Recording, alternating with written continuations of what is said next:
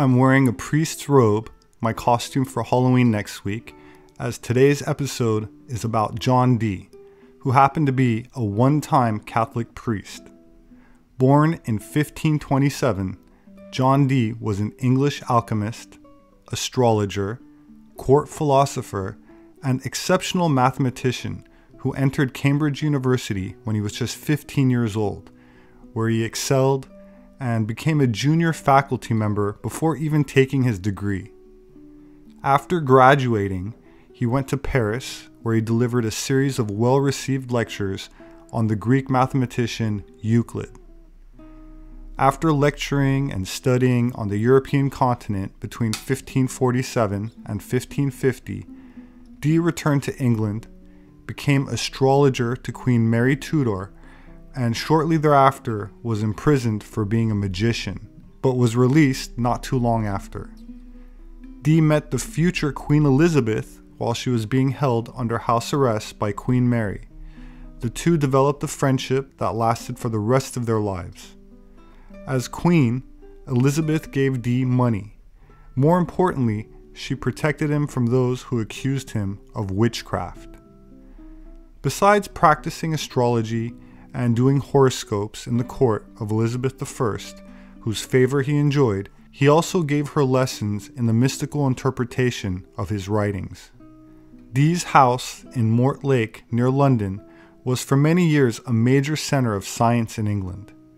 Dee salvaged many rare and ancient scientific writings that had been scattered when Roman Catholic churches and monasteries were ransacked during the Reformation, and his own library of more than 4,000 books may have been the largest of its kind in Europe at the time.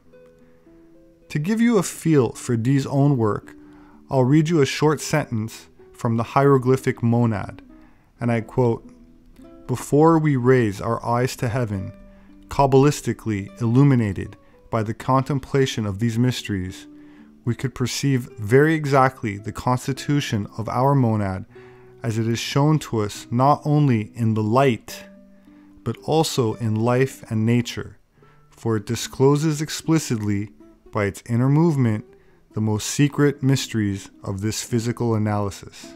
End quote. In Dee's most hermetic work, the Monas Hieroglyphica, which means one hieroglyph, or the hieroglyphic monad, published in 1564, Dee believed he had found a hieroglyph, a hitherto hidden symbol, which contained in its form the very unifying principle of reality, which contains within it all the most elementary principles of the universe. It is to be contemplated upon and fixed in memory as an archetype applicable to all studies. Dee spent most of the time in his library, where he explored the Talmudic mysteries, the Rosicrucian theories, and a host of other obscure and occult subjects, such as Enochian magic. He claimed that by gazing into a crystal, he could communicate with otherworldly spirits, and even wrote about how, as he knelt in prayer late one autumn, he was visited by the angel Uriel.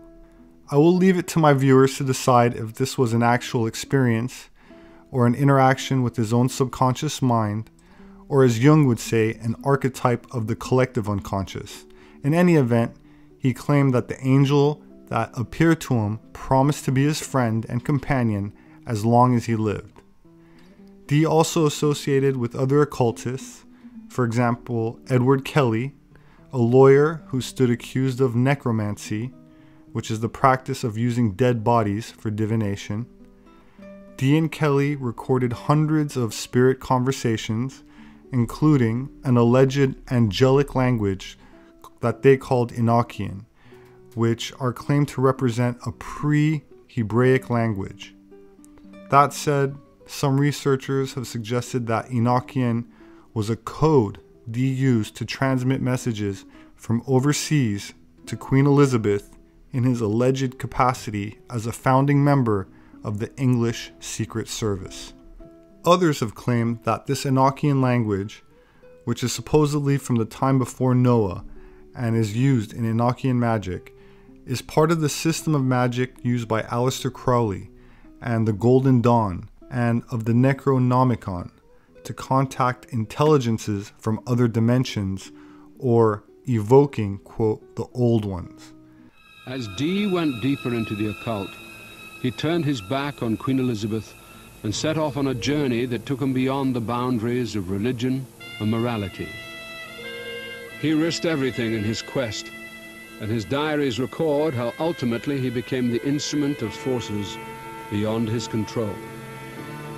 They are told that there's something, a powerful message is going to be dictated to them. The first angel begins to talk to them about a lost book of Enoch, which is the language of the angels, the original language spoken by Adam before the fall. The angel told us, "I will open to thee the secrets of nature and the riches of the world, many thousand secrets in which you are still yet but children." This was the same language that was revealed to Enoch, who in biblical tradition was the first person to speak with God after the fall of man. The language, it is said, is the power by which we were all made, by which nature was framed and the whole universe was constructed. It is the very mathematics, it is the very framework of all the mystery of all creation. Dee believed that the language he was about to receive would be the key to unlocking the secrets of the universe. Letter by letter, the dictation of the Enochian language began. After months of scrying and hundreds of hours looking into the crystal ball, the angels revealed what appeared to be a completely new language. The Enochian language is based on an alphabet of 22 letters. The language has its own words, grammar, and syntax, and resembles no known tongue. Although some scholars have compared it to Hebrew, attempts to discover its origins have been unsuccessful. Throughout this period, the angelic conversations continued. The angels repeatedly told Dee that he would soon be given the key to using the Enochian language. When the Pope heard that Dee was being granted audiences with Emperor Rudolf, he sent spies to investigate. The Pope's spies reported back to Rome that Dee was an important and dangerous adversary and the author of a new heresy, predicting that Rome was about to fall.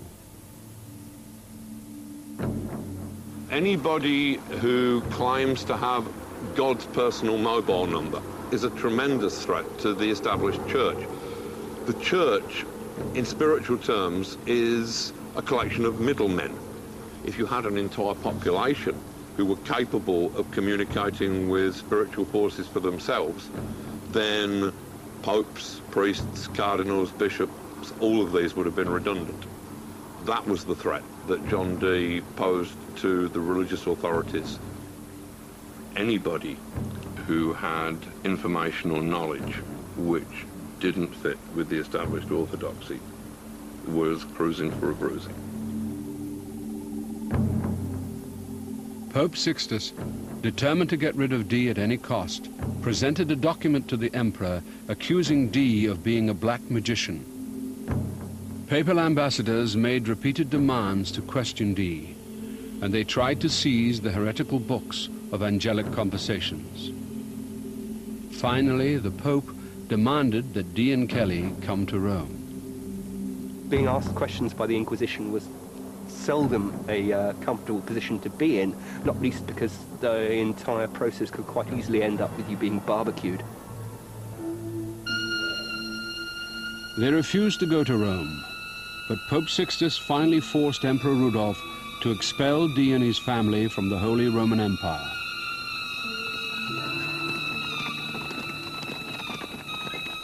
They were given 6 days to get out of the empire and fled Prague in fear for their lives. With nowhere to go and no prospects of patronage, things were looking desperate when they received word that a nobleman from southern Bohemia requested their alchemical services. Even more surprising, Emperor Rudolf had sanctioned the arrangement.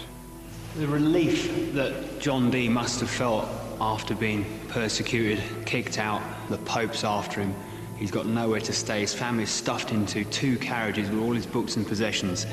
And finally, he's allowed to find sanctuary here in Trebon, in Rosenberg's castle. Elizabeth I wasn't a real patron to John Dee. He wasn't funded enough to pursue his experiments and his science. For the first time, this is a safe haven for them. It's a sanctuary. Rudolph II was under extreme pressure from the Pope, but believed that Dee and Kelley were on the verge of finding the formula of the Philosopher's Stone. He did not want to openly defy the Pope, and secretly installed them in alchemical laboratories in the town of Trebon, 100 miles south of Prague. The pressure was now on to produce gold, and Kelley wanted to devote all of his energy to alchemy. He became increasingly reluctant to enter into the angelic conversations that he felt were leading nowhere. Dee wanted more than material wealth, and refused to let go of what he saw as a greater prize. He had risked everything for the angels. Along with the Enochian language, they had revealed to him what appeared to be an entire magical system. He believed that once the angels gave him the key to these things, all would be revealed to him. Time after time, he forced Kelley back to the crystal to continue with the angelic conversations. Right in the middle of all of this, something extraordinary happens. It's just absolutely off the map. If everything else has been extraordinary, this is off the map. They carry on the angelic conversations here, and it takes a very sinister and very strange twist, because Medimi, their spirit guide, their angel, makes a request. They get asked to do something very bizarre.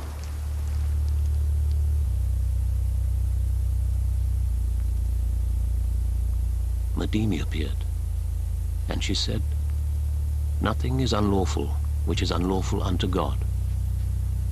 One committing adultery on my behalf shall be blessed eternally, and given a heavenly reward." The angels, or Medimi, reveals herself naked in the crystal and says that they have to cross-match with each other's wives. Dee and Kelley have to swap wives. Now, this is a terrible thing. Jane Dee detests Kelley. Poor Jane cries for 15 minutes. She won't do it. Kelley's not happy. He thinks they're in league with demons. Really, it must seem like they are now, to be asked to do such a terrible thing. But for Dee, it's a final test for him to get the secrets of nature. At the end of this, he will reach the next level, go to the next stage. The test seemed to be an affront to the laws of God, and it shook Dee to the core. He had risked everything for the angels, but was he now prepared to risk his soul? And he battles against it, and he says he won't do it, and he says he can't do it, and then he gives in. And ultimately, he becomes the instrument of the angels. Ultimately, they take him over, and he does everything that they tell him to do. So here, they draw up a contract after 2 days that they all solemnly sign, and they do go ahead and recorded in Dee's diary, the pact is fulfilled.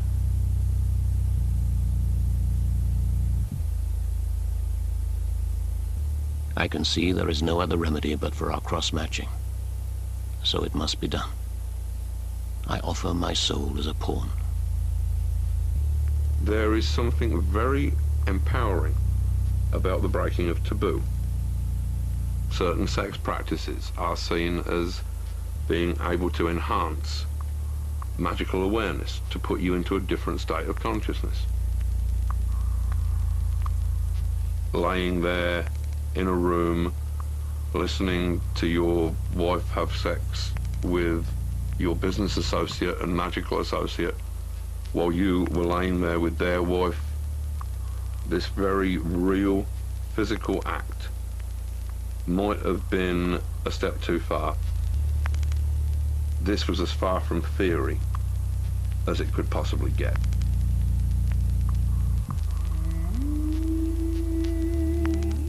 So there's actually much more going on spiritually than just some wife swapping here. They're not just swingers, they're sinners. And in Renaissance Europe, that really is tampering with eternity.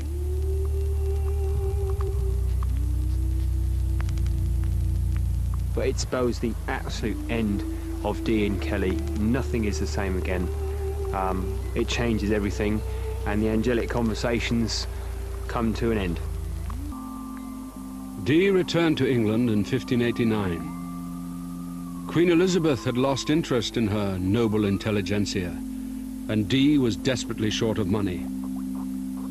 The final blow came when his wife Jane gave birth to a boy, the product of her unholy union with Kelley.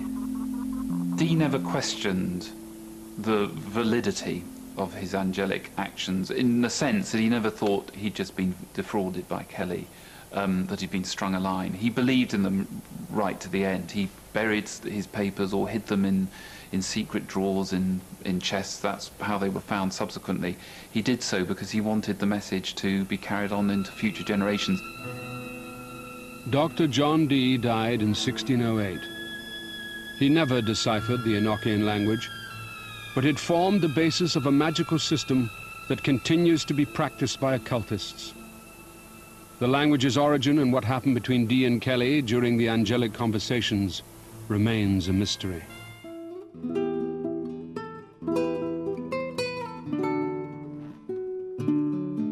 My name is Robert Sepehr. I'm an anthropologist.